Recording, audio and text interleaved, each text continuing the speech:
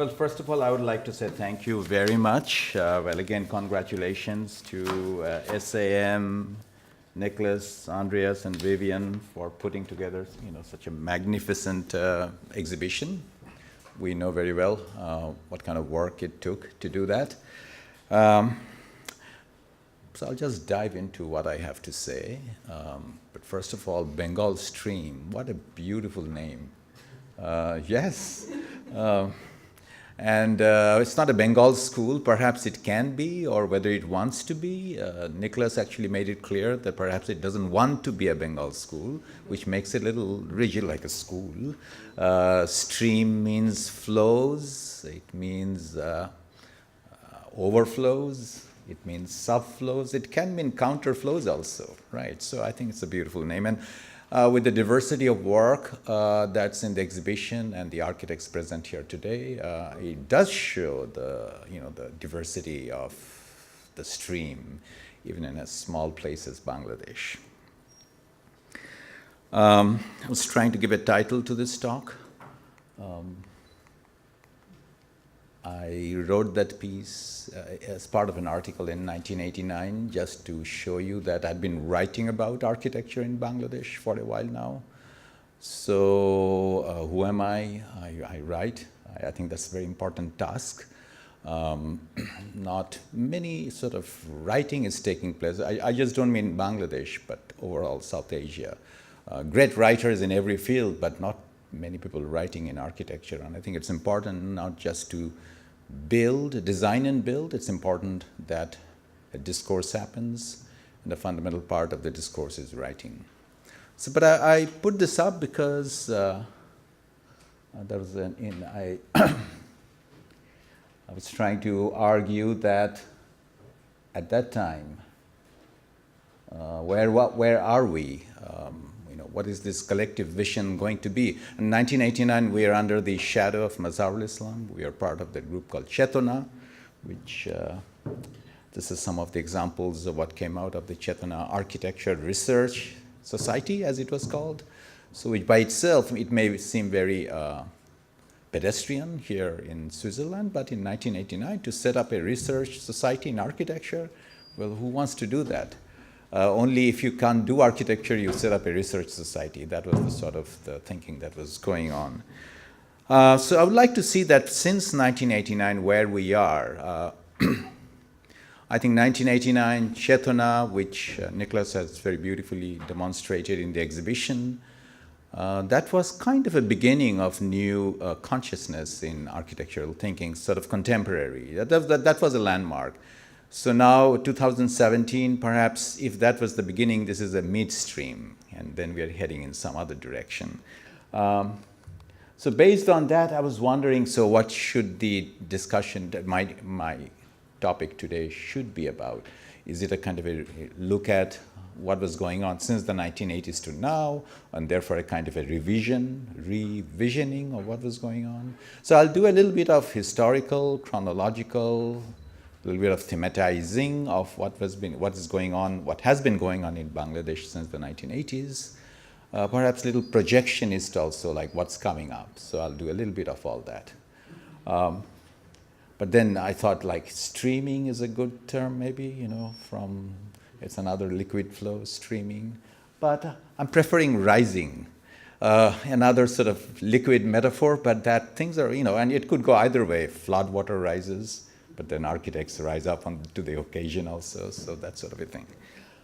I don't know if you can see this very well. As you can see, this is where the Rhine meets the Jamuna, perhaps. This is a little quiz for you. Can you say what this image is about? I'll have to say that there is a little boundary here. So there's one map here, one map over there. Yeah, and there's these two little dots. Maybe you have to find your own cities. Right. So this was produced by one of our research associate, a geographer at the Bengal Institute. Flows, streams, watersheds, if you like. The one on the left is, of course, the Rhine, or the river system in and around Basel, and the one on the right, that's Dhaka for you, for example, and that's Basel. Similar, but very different also. Similar in the sense that, okay, the reticulate sort of nature of water flow, yes. In Bengal, water flows from the north to the south, and Bengal is a floodplain. In the case of Switzerland, water flows from the south to the north, from the mountains, which are in the south. But what is really missing in that map, and which is always the case for mapping in the delta, that's a challenge. How do you map water? Like river, it can be channelized and then you're happy. But in Bengal, you can't channelize the Bengal rivers, as you know. So it needs multiple mapping. And what about like overflows? You know, when it floods, that map doesn't have any meaning. So just, so totally, I haven't shown you that. That's a bigger map of Bengal, if you like. Dhaka should be, if I'm not mistaken, well, it should be somewhere over here. So it's a kind of a fascinating landscape of waters. So for that reason, yes, Bengal Stream is an apt title. So yes, starting off with Mazharul Islam, but then I'm going to go back. When I wrote that piece, what I just showed you earlier, at that time, in that essay, and that was actually published in Mimar, Farooq, you know, that was my first published piece, so I remember it very well. You know, and in 1989, if you remember, the discussion was on regionalism in architecture, so to move away from the hardcore face of modern architecture and to find regional identity. So region identity was in the discourse. We were talking a little bit differently. We did talk about region. The first big Aga Khan seminar took place in Dhaka, 1985, which was on regionalism. So that was a big landmark. We had major architecture stalwarts from Asia, including Paul Rudolph from elsewhere. So there was a big gathering of people there. But I think the term that we used for Chetana at the time was place-responsive architecture. So not quite regionalism, because regionalism had its, how should I say, an ideological straitjacketing sort of a thing. So how do you make architecture place-responsive? That responds to place situation as well as the life world. So not quite just the region in a geographic sense, but the life world of the people. And a life world that is about the Bengal Delta, you know. And at that time, we as architects, some of us, began to really look at the idea of the Bengal Delta. We wanted to, I mean, the Delta was always there. The Delta was in the poetry, songs, folk rituals. It was always there as an idea. But as architects, we needed to re-theorize it, re-thematize it.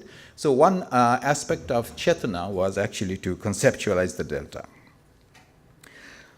I think the idea to look at place-responsive architecture was also with an assumption, it was a strong assumption in the 1980s, that there was a paralysis in Bengali architecture sensibility in the previous 100 years. That was a strong argument. And we did manifestos and all that, of course, you know, inspired by manifestos that came out of here in the 1920s, that an urgent action needs to be taken in contemporary architecture to get out of this paralytical situation. And we also described our motive to do things as archaeological. So yes, paralysis on the one hand, and then we need it to be archaeological. And this is the example that you see here. Well, that's Mazharul Islam's work, the one on the right. Big exhibition that we did in 1997.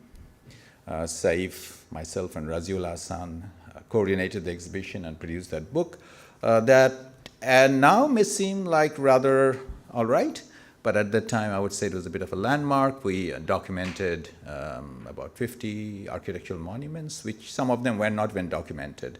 So that was one aspect of being archaeological. Like if you don't have an understanding of what is the sort of the substrata historically, you know, in the architectural discussion, how can you proceed forward?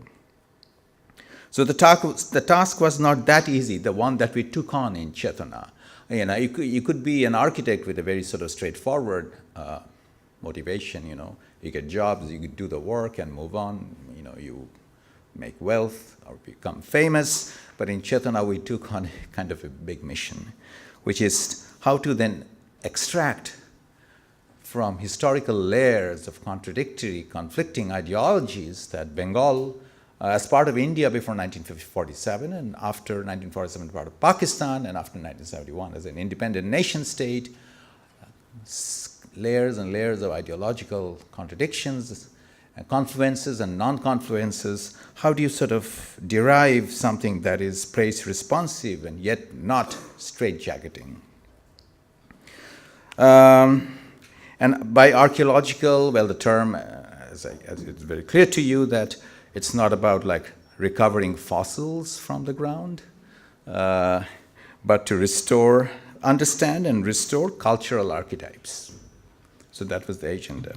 And that for us was the beginning of a new trajectory. And Chetana was part of that.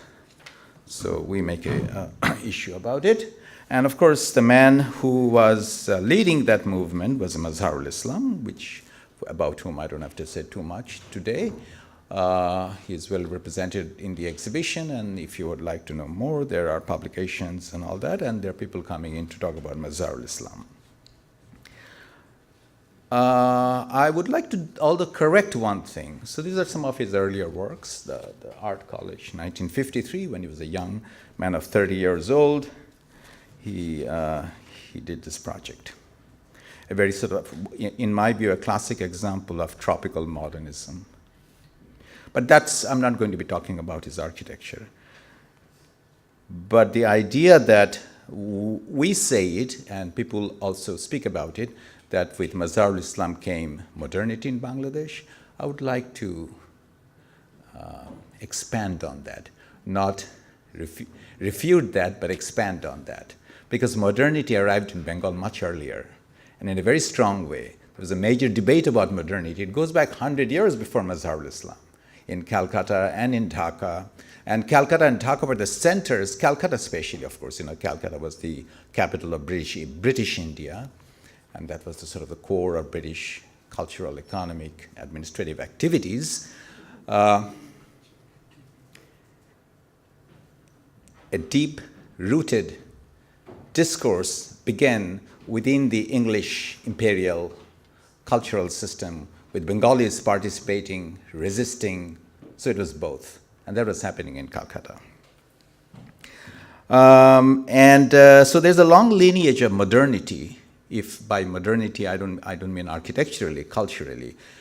So in every sphere, since I would say the middle of the 18th century, I don't know if some of you are familiar with the name Raja Ram Mohan Roy, who was a social reformer, religious reformer, Hindu, but established as a non-denominational group of people who adopted Western methods, but at the same time questioned it and wanted to revise what is ours.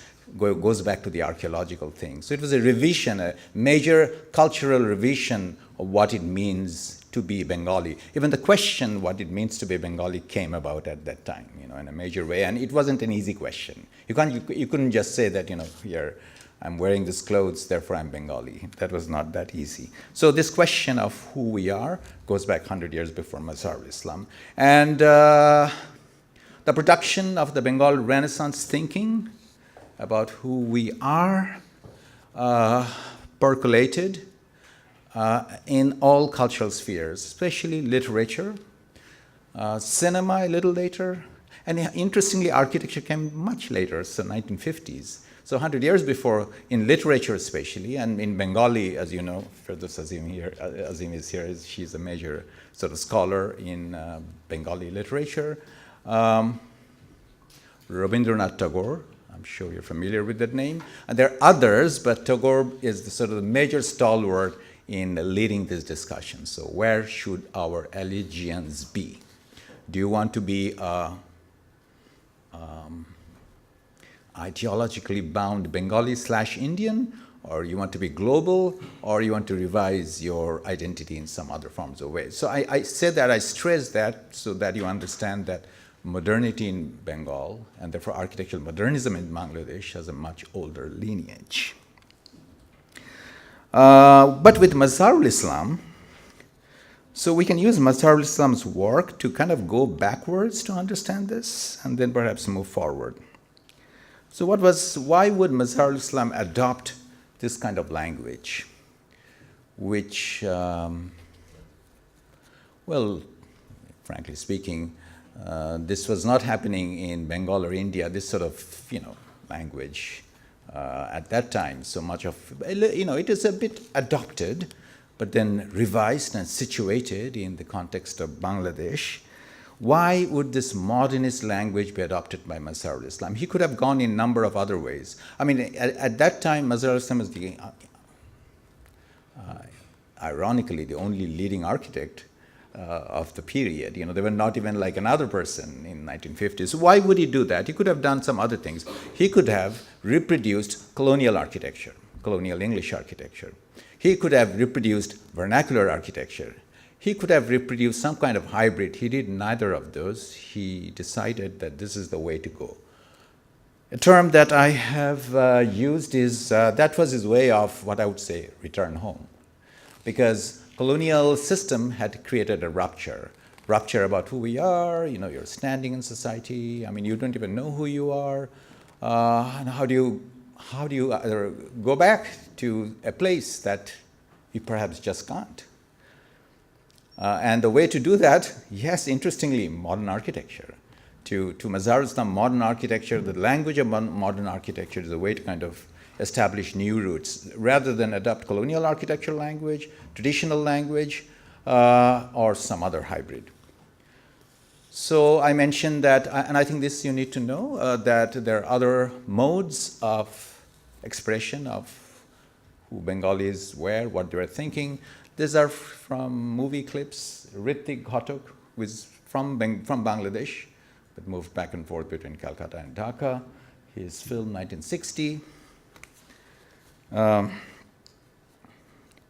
So this idea of return home wasn't easy. Tradition you cannot no longer have tradition as it is. Once you have looked at yourself in the mirror, I call it the sort of the Narcissus syndrome. When Narcissus saw himself in the mirror, he saw himself over there. So there's already a rupture. So it's about a rupture. And once that rupture happens, you see yourself over there and you conceptualize it, you can't have an easy union. So the point is that you can't just go back to tradition. Because, what tradition, which tradition, those are the things Mazharul Islam was constantly talking about. 18th century Bengal, 16th century, 14th century. I mean, there were periods where oppression and repression and imperial rule. So just to sort of monumentalize one kind of architecture of one period over another, that's not the way to go. I'm trying to explain what he was up to. So this reflection, you see yourself over there, and so this brings up a reflective moment. So this image is quite powerful for me. This brings up a reflective moment. And once you become reflective, it's not easy. Once you live your life thoughtlessly, unreflectively, which is what you do in tradition, if I put it in that manner. When you're part of tradition, you live your life unreflectively. Just carry on the tradition. But once you start looking at yourself, you do critique, you do analysis, you make choices. I want to take that, and I don't want to take that. So that's one thing that's part of that tradition. The other one, this is a story by Tagore. It's a very famous one. It's called Home and the World. I have forgotten when it was written, by the 1920s, I think, if I'm not 1920s. But it's a book. It was done into a film by Satyajit Ray. The shot on the right is by Satyajit Ray, which is another stalwart Bengal Renaissance figure.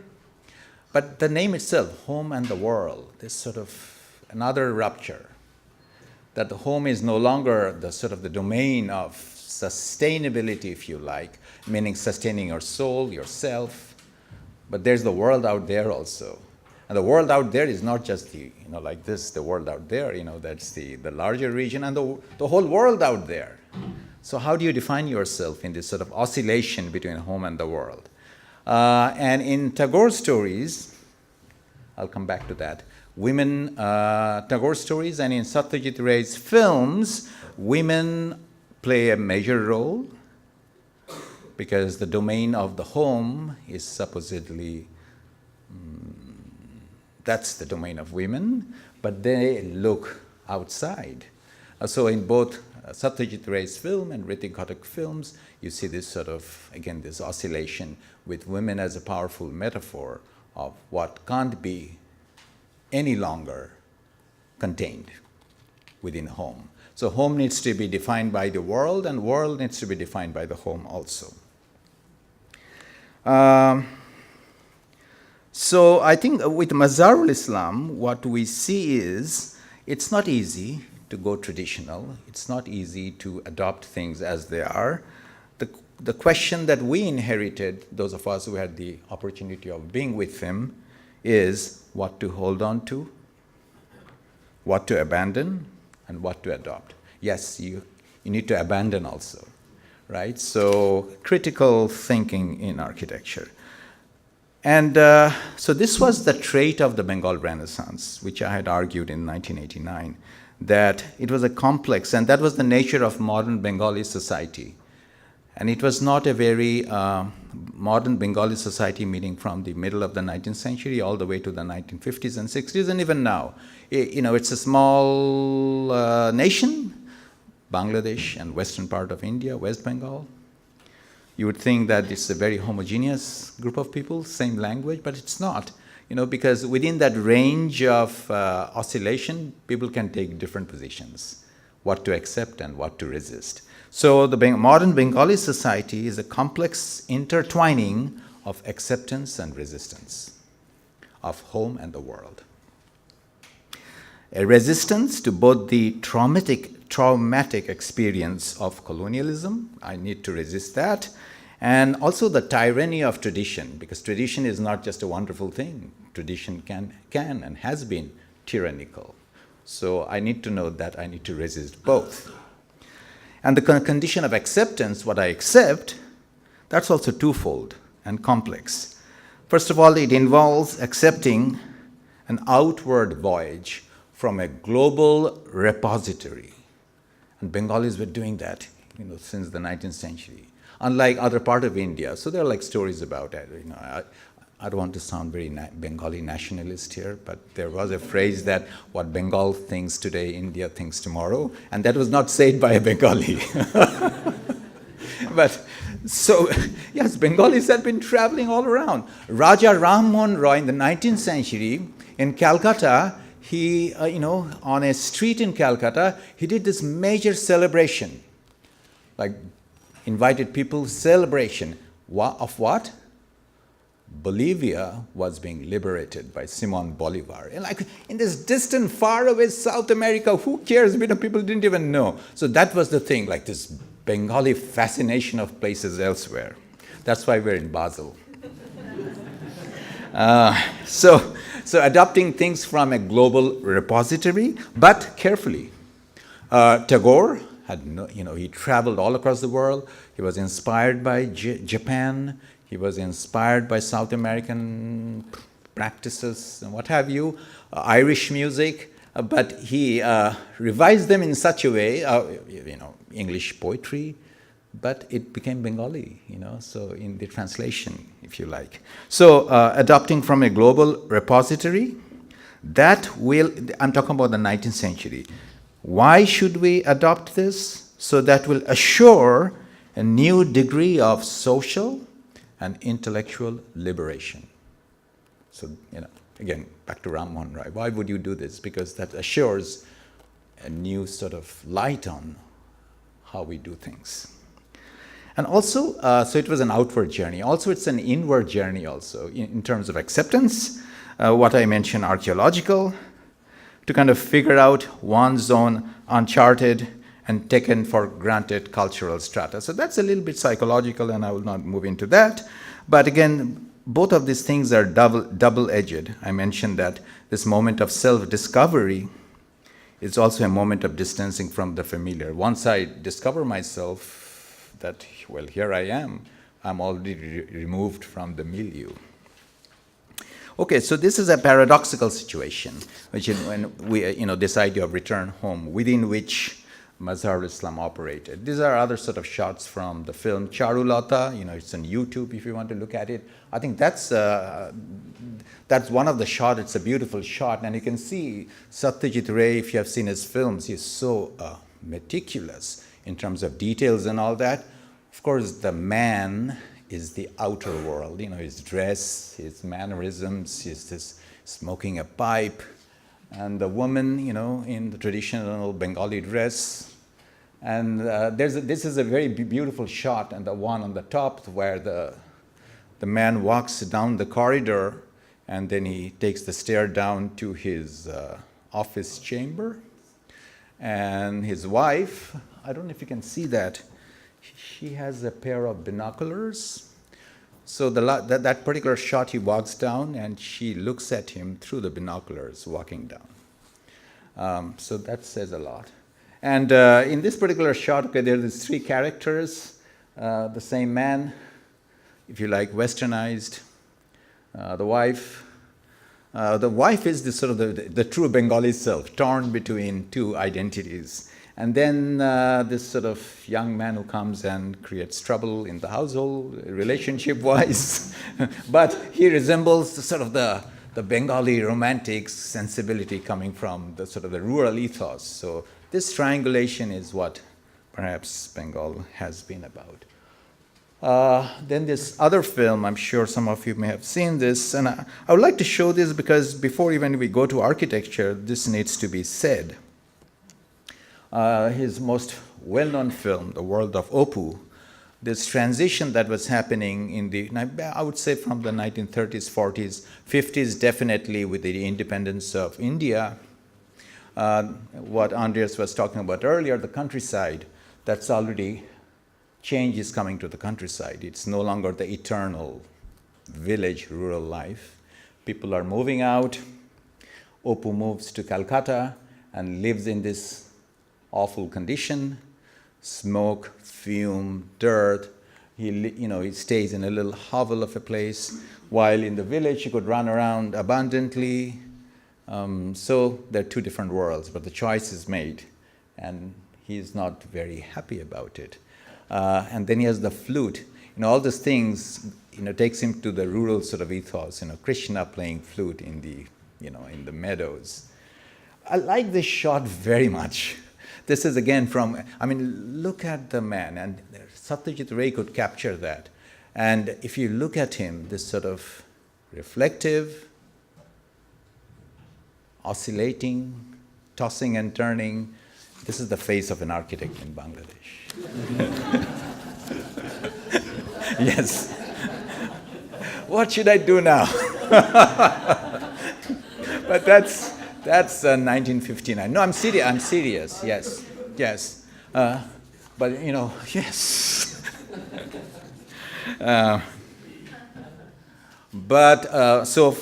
From then onwards, again, to understand Mazharul Islam, you have to see him not just as an architect. In his persona and in his life, Mazharul Islam was very much involved politically, more so in his later years. So its commitment moved from the conventional idea of architecture as building to social and political practices as nation building. So we have used the term nation building for Mazharul Islam, and he was a direct member of the Socialist Party. So he had hugely socialist leaning. That's another thing about Bengal. Deeply politically engaged, and socialist ideas. It goes back all the way to the 19th century, because that's the history. Like the 1943 famine in Bengal, which was triggered by English maneuvers during the World War. And that's another Ray film which dramatizes that. And this is late 60s, 70s in Bangladesh, the political upheaval against Pakistan. So that's a sort of a kind of a political genealogy against which you have to see Mazharul Islam's engagement, architecture, and politics. So not too much about the buildings that I would like to say. So the 1960s was a turbulent period in Pakistan, which Bangladesh was a part of and became independent in 1971. But also at the same time, 60s was very dramatic architecturally, mid-60s onwards. The involvement of the American architects, Louis Kahn, Paul Rudolph, Bob Bowie, and others. Again, back to this language. But again, I think this is important. Historically, until the 1950s, global influences on Bengal and India may have been European. Since the 1950s, it became more American. Especially Pakistan was a country that the US wanted to prop up against the Soviet Union, against India. So there was a lot of aid, defense, food, setting up educational institutions. The school that I went to, the engineering university, were well part of the whole American sort of setup. So, and then the architects came, in one way or another, part of that deal. Not quite Louis Kahn, but Paul Rudolph and Stanley Tigram and others.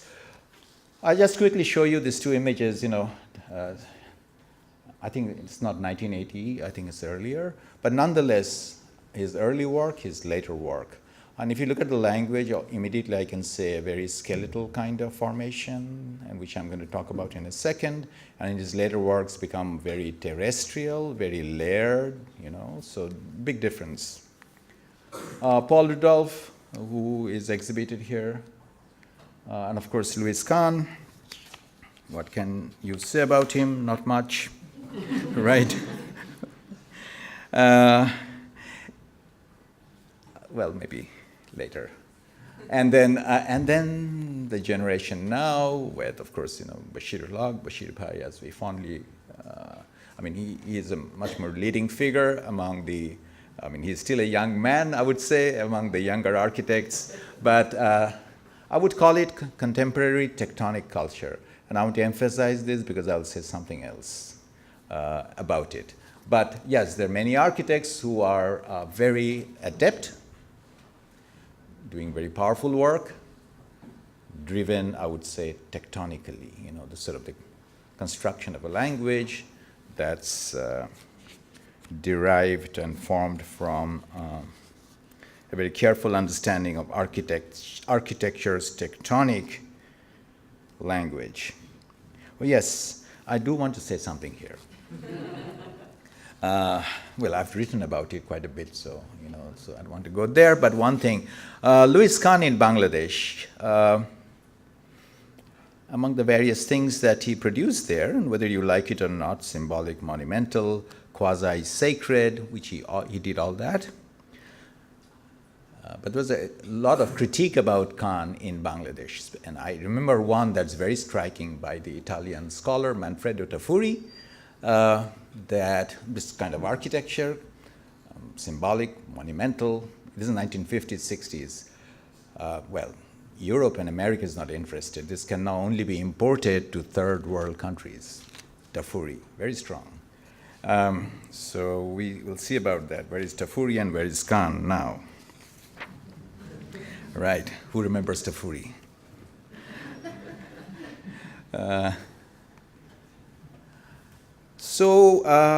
What I have been also thinking about is what then constitutes Bengal's architectural essence, if you want to, if you argue, if you want to agree to that idea of architecture's essence, which already in some ways I have shown you with Mazharul Islam's work and Paul Rudolph. This idea of a building paradigm, which I call the pavilion paradigm, which is supposed to be the sort of the thing in tropical, hot, humid milieu. I call it the pavilion as a machine for living in the hot, humid tropics. This is a beautiful, beautiful miniature painting when I discovered that, again, in the late 1980s, from an Indian miniature painting called the Bangla Ragini. Ragas and Raginis, I'm sure you're familiar with the term raga, which is a musical term. But in some of the Raga Mala painting series, they would paint musical ragas and raginis. So they could they visualized the musical, the type or genre, and they would also write about it. So this particular painting, the Ragamala, is beautiful. First of all, it's the musical type that is then rendered visually. So when you look at this image, you would know it's the Bangla Ragini, so the musical type that's about Bengal.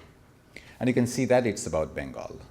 First of all, the dark, cloud-laden skies.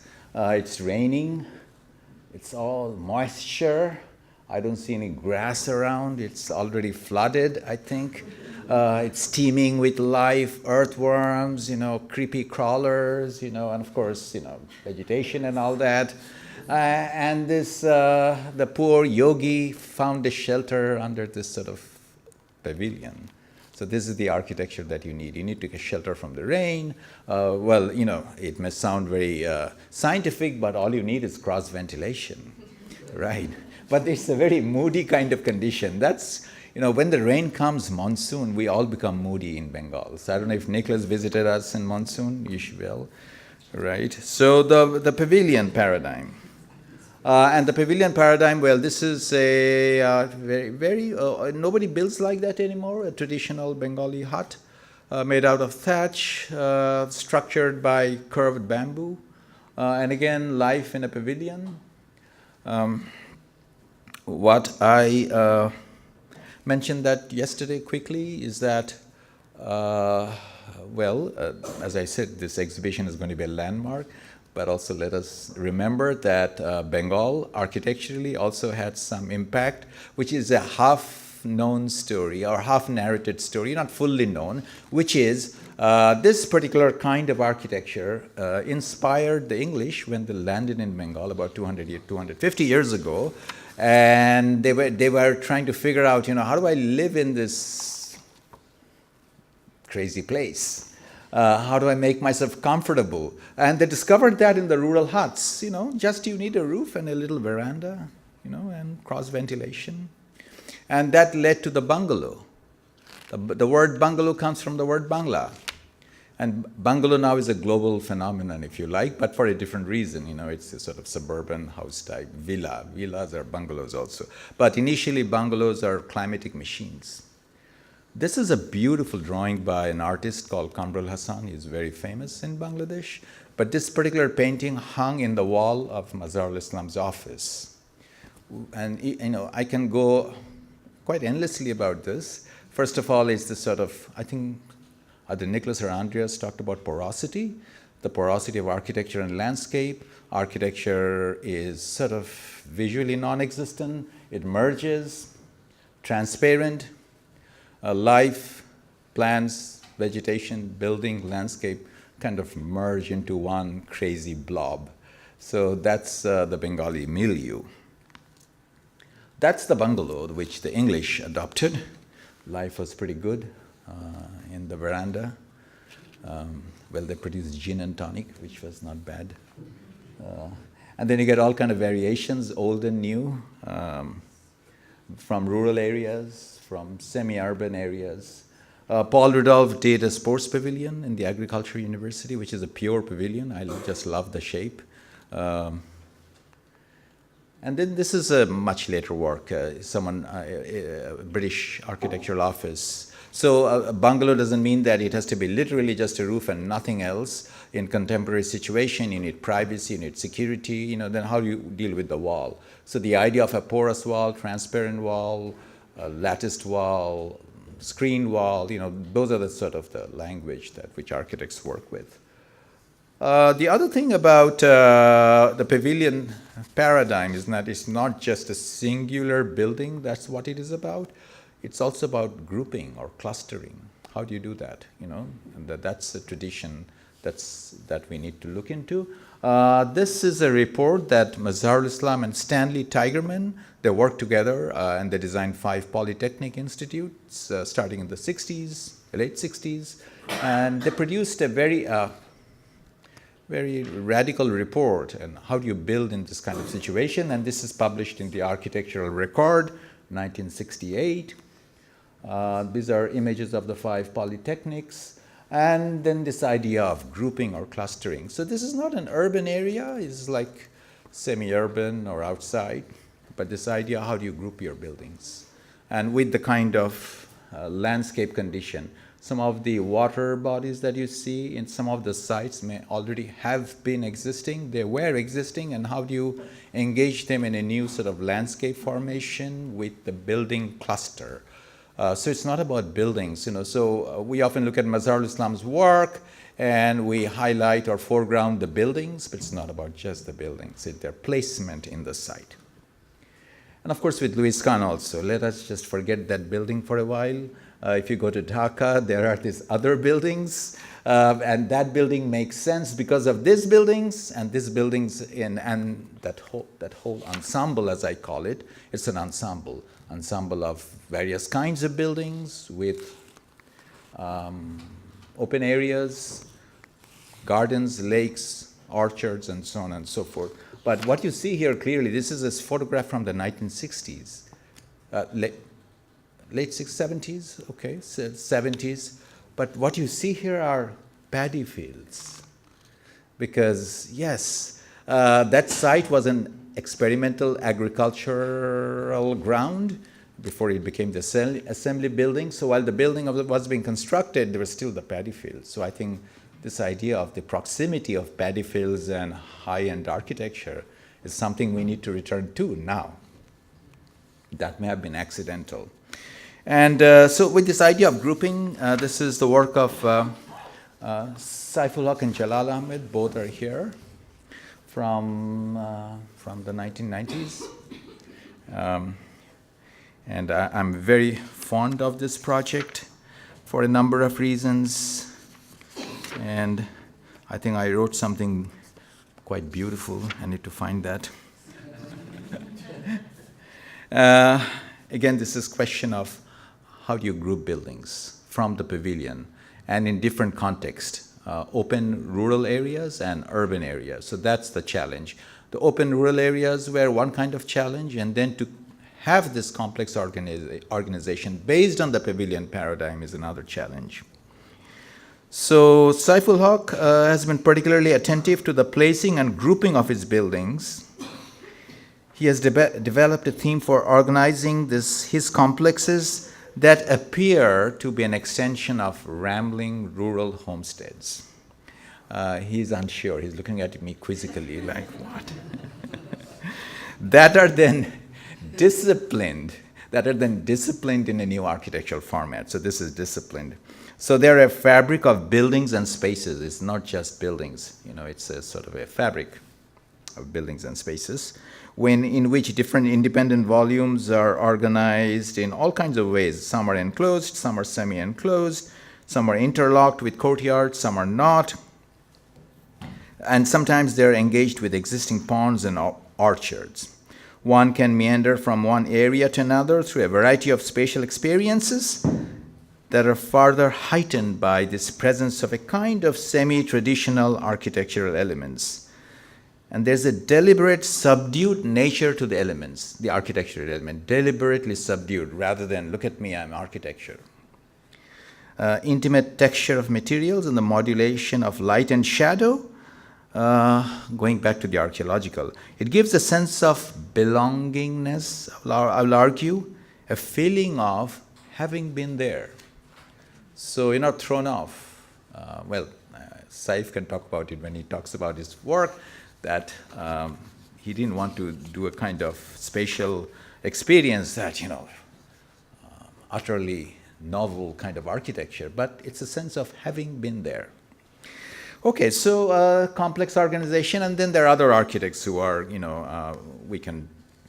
not going to be talking at length here. Again, Saif Haq and Jalal Ahmed, Marina Tabassum, and Naz Khalil.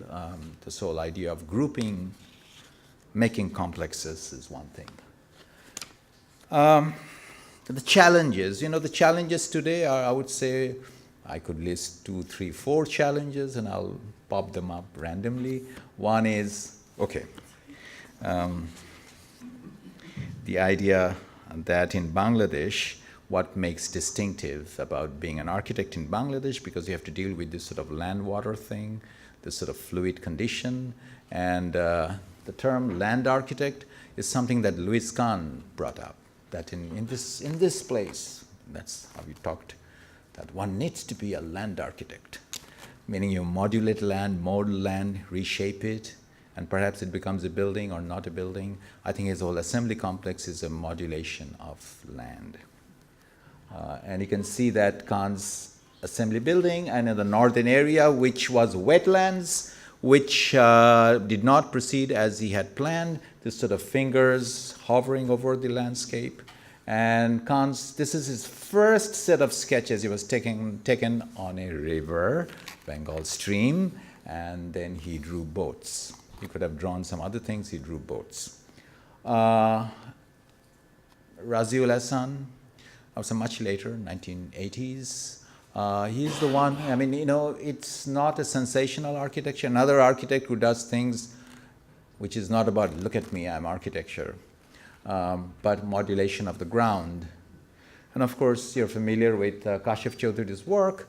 So, I would say in that sort of succession of what it means to produce, what it means to be a land architect in Bangladesh. But I'm like obsessed with water these days. And this term I love, waterness, which was coined by a Bengali dancer. She did a dance piece, he called it waterness. This is a wetness, it's waterness, because you deal with water all the time.